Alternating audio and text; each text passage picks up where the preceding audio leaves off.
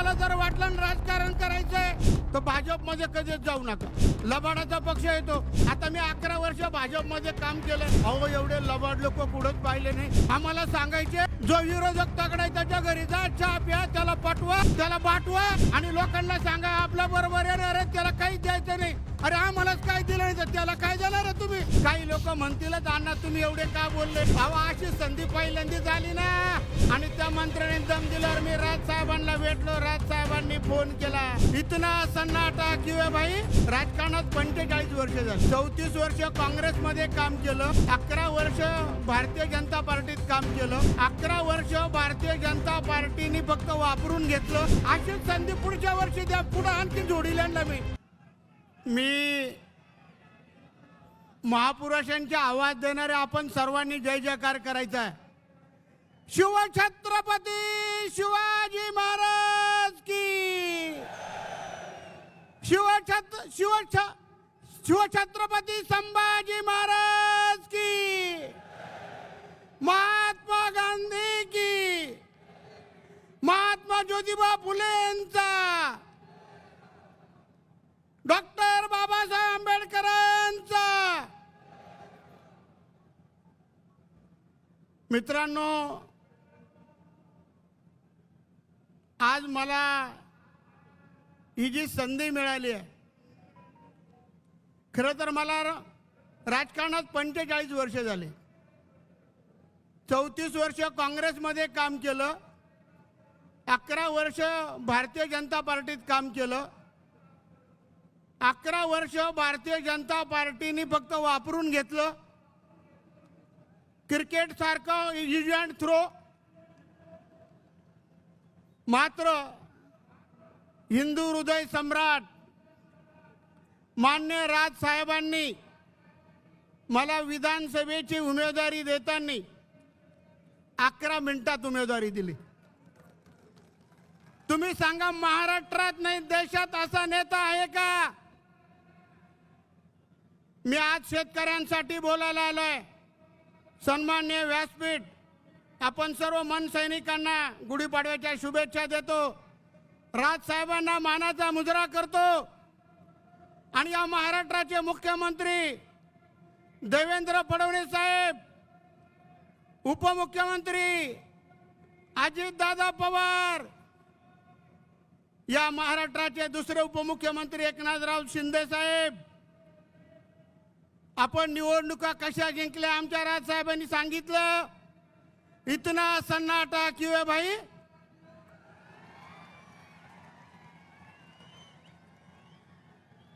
अरे तुम्ही खोट्यापणाने निवडून आलात. ईएम मशीन मॅनेज केलं. राजू पाटला सारखे, अमित साहेबांसारखे, आमच्यासारखे 9-10 निवडून येणारे आमदार तुम्ही फक्त मशीनमुळे निवडून आलात. आता साहेबांनी 2-3 दिवसापूर्वी सांगितलं, अरे एक खोक्याचं काय घेऊन बसले, सगळे खोक्यामध्ये बसले.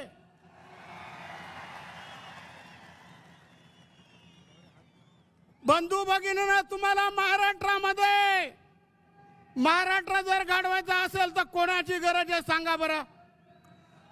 राज साहेबांची गरज आहे. आपण आता जाताना एकच घेऊन जायचं. आणि मी मुख्यमंत्री महोदय, तुम्ही ऐकत असाल, भारत देश शेती प्रधान देश आहे. आणि मात्र सर्वात जास्त जगात जर कुठे आत्महत्या होत असतील तर भारतात होतात. शेतकऱ्यांच्या सांगतो आत्महत्या सर्वात जास्त होतात आणि भारतात सर्वात जास्त आत्महत्या शेतकऱ्यांच्या महाराष्ट्रात होतात. मुख्यमंत्र्यांचं जेव्हा आपण भाषण ऐकतो जसे काही भांडायला उठले. या महाराष्ट्रामध्ये जातीत जात ठेवली नाही, पक्षात पक्ष ठेवला नाही, माणसात माणूस ठेवला नाही. हे कोण करतो व सर्व? दंगली जातीपातीचं राजकारण या महाराष्ट्रात एकच माणूस करतो. आपण सगळे गप्प बसून आहात. अरे आपल्या मागे एवढा मोठा हिंदू हृदय सम्राट राज साहेब असल्यावर घाबरायचं नाही. माझं एक उदाहरण सांगतो. मला एक नाशिकचा मंत्री दम देत होता. आता त्याला माहिती आहे दिनकर पाटील आता मनसेमध्ये राज साहेबांनी मला सरचिटणीस केलं आणि मी कामाचा धडाका सुरू केला. मित्रांनो, 700 गाड्या नाशिक जिल्ह्यातून भरून आणल्या राज साहेबांच्या वर प्रेम करणाऱ्यांच्या. आणि त्या मंत्र्याने दम दिल्यावर मी राज साहेबांना भेटलो. राज साहेबांनी फोन केला. तो मंत्री म्हणतो नाही नाही दिनकर पाटलाशी माझं काही देणं घेणं नाही. पण त्या मंत्र्याला माहिती आहे मी त्याला पुरून उरल.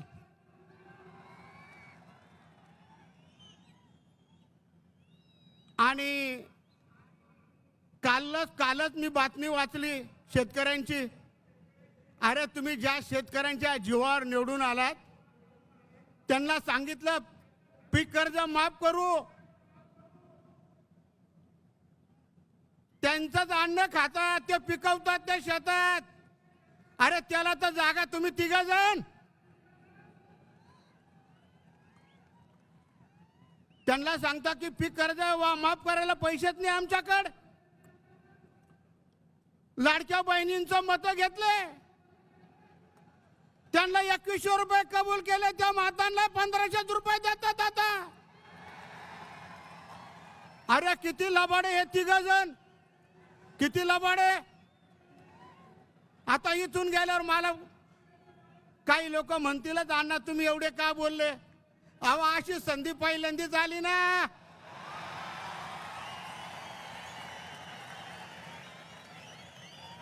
आणि साहेबांमुळे आली. मी 5च फूट माणूस आहे, पण साहेबांमुळे आता मी 7 फूट झालोय. आता मी ठरवलं राहिलेलं आयुष्य साहेबांबरोबर घालवायचं आणि साहेबांच्या नेतृत्वाखाली घालायचं.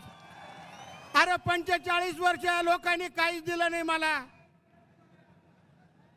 साहेबांनी उमेदवारी दिली, 2 सभा घेतल्या आणि सभेला साहेबांच्या प्रेम करणाऱ्या एवढ्या मोठ्या प्रमाणात सभा झाल्या. आणि जी माऊली माझ्या इकडे निवडून आली तिला भरोसाच नाही मी खरंच निवडून आले का नाही.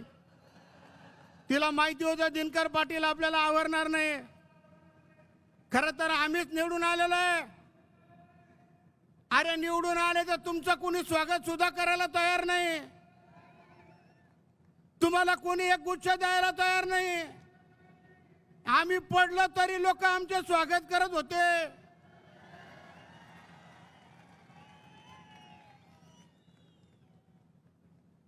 आणि आज दररोज आपण विधानसभेमध्ये अधिवेशन झालं.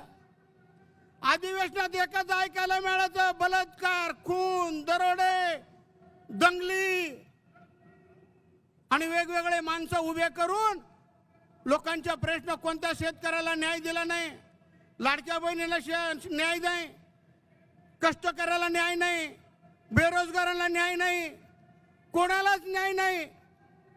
न्याय फक्त या तिघांना त्यांच्या बरोबर असलेले ते बगल बच्चे मंत्री. काही काम करायचं नाही. आता मी 11 वर्ष भाजपमध्ये काम केलंय. अहो एवढे लबाड लोक कुठंच पाहिले नाही. आम्हाला सांगायचे जो विरोधक तगडा आहे त्याच्या घरी जा, चहा प्या, त्याला पाठवा, त्याला बाटवा आणि लोकांना सांगा आपल्या बरोबर येणार आहे त्याला काहीच द्यायचं नाही. अरे आम्हालाच काय दिलं नाही तर त्याला काय देणार आहे तुम्ही.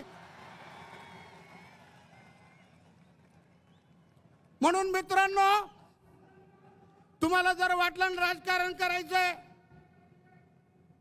तर भाजपमध्ये कधीच जाऊ नका. लबाडाचा पक्ष येतो आणि आज अख्ख्या महाराष्ट्राचं वाटोळं केलंय. महाराष्ट्र चाललाय कुठे म्हणून मी प्रथम सांगितलं. जातीत जात नाही, माणसात माणूस नाही, पक्षात पक्ष नाही. दररोज दंगे, जातीपातीचं राजकारण, दंगली घडवायच्या. आता तुम्ही बघितलं एकीकडे हिंदू म्हणतात, मुस्लिम म्हणतात आणि मोदी साहेबांनी त्यांना लगेच पाकिट दिले. म्हणजे किती डुप्लिकेटपणा आहे. अहो कुठंतरी एकच बाजू धरा. आमचे राज साहेब बघा कसे एकदम ठाकून राहतात. आज ऐकाल तुम्ही राज साहेबांनी भाषण केलं का लगेच घाबरत्या भेटायला येत्या, मुद्दामच येतात. काय राज साहेब का तुम्हाला पटणार आहे का? आज राज साहेब त्यांना चांगले ठोकणारे, काळजी करू नका.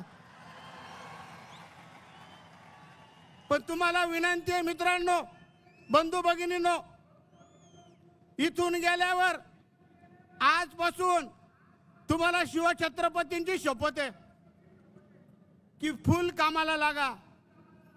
जिल्हा परिषद, पंचायत समित्या, नगर परिषदा, महापालिका, काहीच घाबरायचं नाही. आमच्या इकडे एक संकट मोचक आहे, त्याला अख्खा लोक घाबरत्या. म्हणे आता तो काय करणार आहे, तो आता मनसेची सत्ता नाशिक मध्ये येणार आहे. आम्ही काय घाबरतो का त्यांना? म्हणून आजपासून कामाला लागा. आणि मुख्यमंत्री महोदय, अजित दादा, दुसरे उपमुख्यमंत्री एकनाथजी शिंदे साहेब, शेतकऱ्यांना फसवू नका, त्यांचं कर्ज माफ करा. अजून प्रधानमंत्री पीक विमा योजना आहेत 1 रुपयामध्ये, ती तुम्ही 20 मार्चच्या 2025च्या मीटिंग मध्ये रद्द केली. तुम्हाला शेतकरी फिरू देणार नाही. शेतकरी बंधूंनो, तुम्ही ऐकत असाल, यांच्या गाड्या आल्यावर अडवा. कर्ज माफ करत नसला तर यांना धरून घ्या. पीक विमा चालू करत असेल त्यांना धरून घ्या. जनतेपेक्षा कोणीच मोठा नसतो, कायदा सगळ्यात मोठा असतो. यांना धरल्यावर कोणीच काही करणार नाही, कारण त्यांना विचारायचं तुम्ही आम्हाला कर्जमाफीचा शब्द दिला होता. आणि मी शेतकरी म्हणून शेतकऱ्यांबद्दल बोललोय. मी ओरिजिनल शेतकरी आहे म्हणून बोललो, मला पण कर्जमाफी झाली पाहिजे. मी गरीब माणूस आहे. एक गरीब माणसाला साहेबांनी बोलायला संधी दिली. धन्यवाद साहेब. अशीच संधी पुढच्या वर्षी द्या, पुढे आणखी जोडील आणला मी. धन्यवाद सर्वांना. जय शिवराय, जय महाराष्ट्र.